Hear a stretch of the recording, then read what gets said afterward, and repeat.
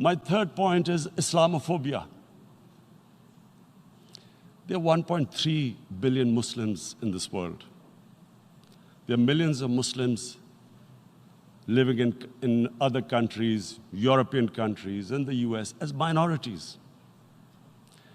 Islamophobia, since 9/11, has grown at a pace where it is alarming. Human communities live together. There should be understanding amongst them. But Islamophobia is creating a division. Muslim women wearing hijab, it's become an issue. It's become an issue in some countries. Hijab is some sort of a weapon. A woman can take off her clothes in countries, but she can't put on more clothes. How is this happening? Because of Islamophobia. And how did this Islamophobia start? After 9/11.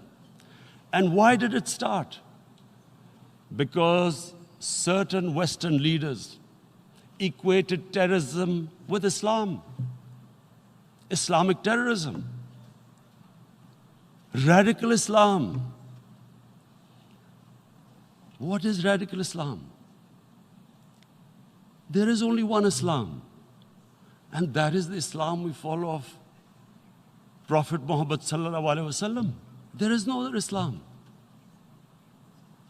Radical Islam, Islamic terrorism, what message did they send to people in the West?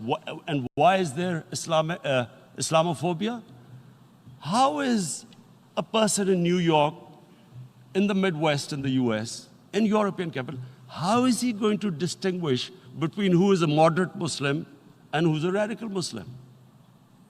Because terrorism has nothing to do with any religion. This Islamic terrorism, Islamic radicalism, and sadly used by leaders, this has been the main reason for this Islamophobia. And it has caused pain amongst Muslims. We in Muslim countries watch this Islamophobia traveling abroad, and it's getting worse.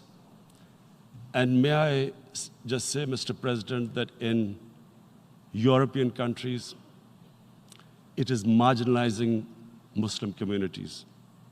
And we all know that marginalization leads to radicalization.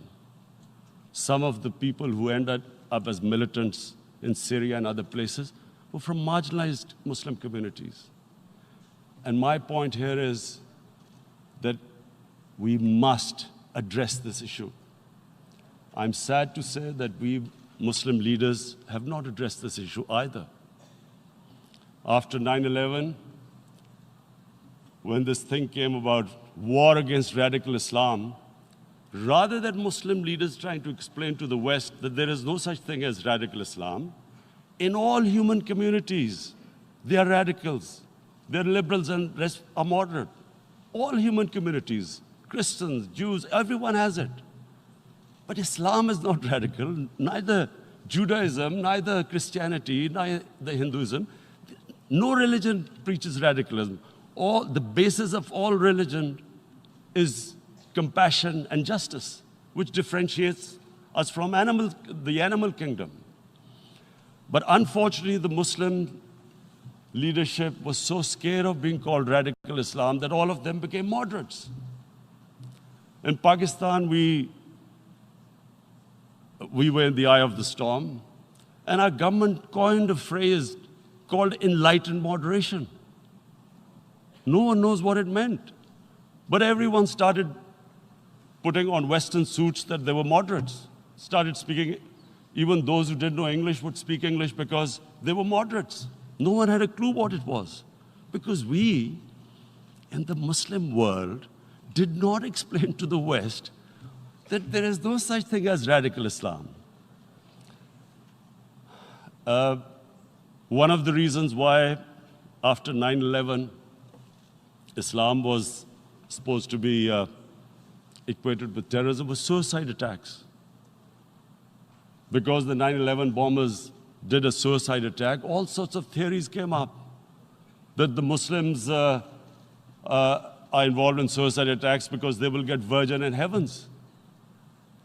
Some came up with, what about women, suicide attackers? So this bizarre thing happened. No one explained. Suicide attacks and Islam were equated.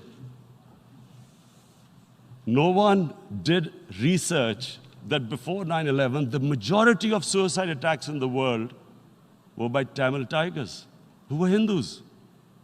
No one blamed Hinduism, and quite rightly. What has Hinduism got to do with what desperate people were doing in Sri Lanka? We all know about, we've seen films about Japanese kamikaze pilots at the end of the Second World War doing suicide attacks. No one blamed the religion. But here we were trying to prove we were moderates and not explaining to the West. But the most important thing I wanted to say here today, in explaining this Islamophobia, Mr. President, and I feel it's very important because I've spent, because of I played professional sport in England, I spent a lot of time there. So I know how the Western mind works and how West views religion. So where the misunderstanding about Islam came. And one of the reasons it caused Islamophobia. That was, in 1989, this book was published, maligning, insulting, ridiculing our Prophet Muhammad sallallahu alaihi wasallam. And there was a reaction in the Muslim world. The West couldn't understand what was the problem. Because in the West, because I have spent so much time in the West, religion is perceived completely differently. They don't look upon religion like we do. And so, Islam was supposed to be an intolerant religion. It was against freedom of expression. And Islam took a real beating 30 years ago. I still remember it became a watershed. And every 2 or 3 years, someone would malign our Prophet, peace be upon him. There would be a reaction by the Muslims. And again, it was Islam, an intolerant religion. Again, this time, I blame a certain section of the people in the West who deliberately provoked this, knowing the impact it would have. But the majority of the people in the West didn't understand. This is where, again, Muslim leadership let the Muslims down. We should have explained to them what our Prophet, peace be upon him, means to us. So in 1 minute, I'll try and explain what he means to us.